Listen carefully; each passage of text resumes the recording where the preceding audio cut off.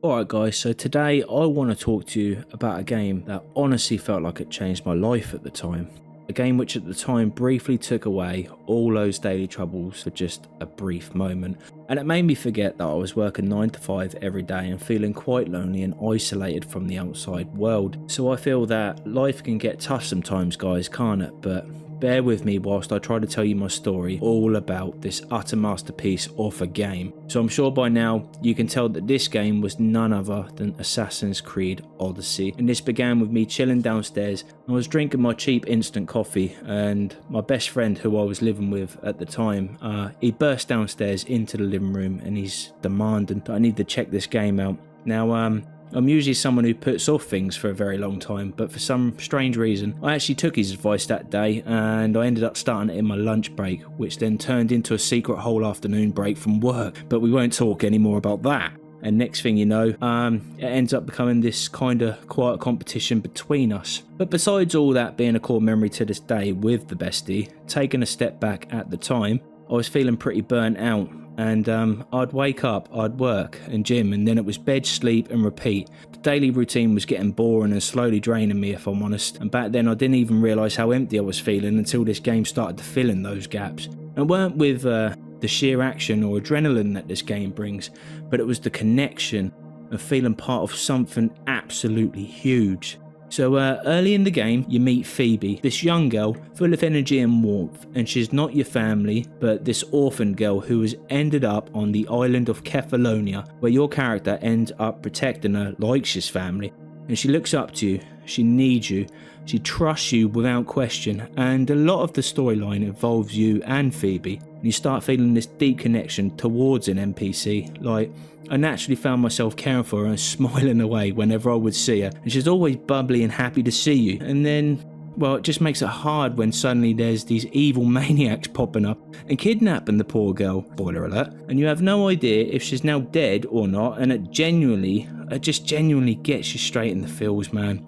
The thought of not seeing Phoebe again just hurts, and it's all from just a game. Anyway, there's also this one quest on Kefalonia where a plague breaks out, and in the end, you're forced to make a really tough choice, like, do you kill an innocent family to prevent it spreading, or do you let them live?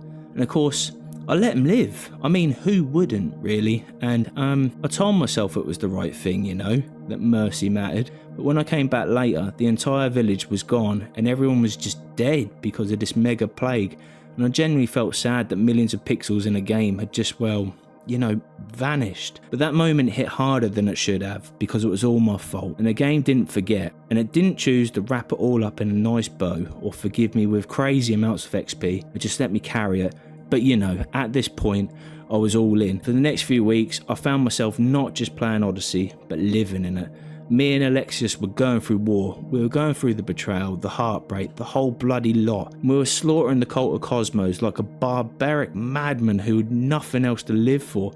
And the more I played this damn game, the more it stopped feeling like I was controlling a character, and it started feeling like I was walking beside this dude. And every city you seem to step into, they just feel alive. There's people everywhere, and after a long day of that 9 to 5 grind, booting up this game to a world that just felt full. It felt vibrant, it felt alive. It just felt like breathing again after you hold your breath for too long. It just felt great, if I'm honest. And dare I say, it feels bloody beautiful, not just visually, but emotionally. Because above it all, this game just knew how to pull you in slowly. It knew just how to make you feel so damn warm and fuzzy inside. And there were so many moments where I'd just stop mid-mission, and I'd just sit on that cliffside, and I'd be watching that sunset. It just made me feel so at peace, no care in the world at all. And it felt quite literally perfect. And I love absolutely every moment of this game from start to finish. And I finished every single part of that game.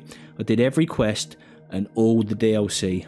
Every goddamn piece of it. And when I finally reached the end, about 2.5 weeks later, about 200 hours of my life, which I consider well spent, I just sat there and I was just feeling absolutely lost for words in that moment. But good old Alexios and me, we'd come to the end, man.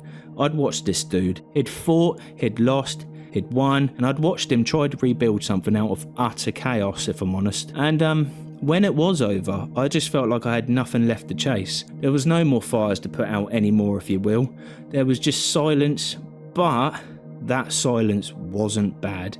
It was actually peace, and at the time, this was during the COVID breakout, and this masterpiece of a game had just carried me through nearly a month of my life and made everything all okay. It made work bearable. I stopped thinking about my finances. For a moment, I stopped thinking about how the hell I was going to pay my rent for that month. That made me feel truly connected at that time, and it reminded me that connection doesn't always come from where you'd expect it. Sometimes it comes from the voice of a little girl who isn't real, but it makes you feel like you matter anyway. Or it comes from wiping out nearly a whole island. But again, we're not going to talk about that anymore. So no, Odyssey wasn't just a game for me, it was a game changer. Something that met me when I needed it most, and it gave me a world that felt more human and more real than anything I've ever experienced in a short while. Maybe on the surface of it all, that's the magic of gaming really, isn't it? Because sometimes when reality does get a bit too quiet, a fictional world can remind you what it means to feel again. Let me know if a game ever did that for you in the comments below, because I think those stories, they're the ones that deserve to be told. Anyway, thanks for listening, guys.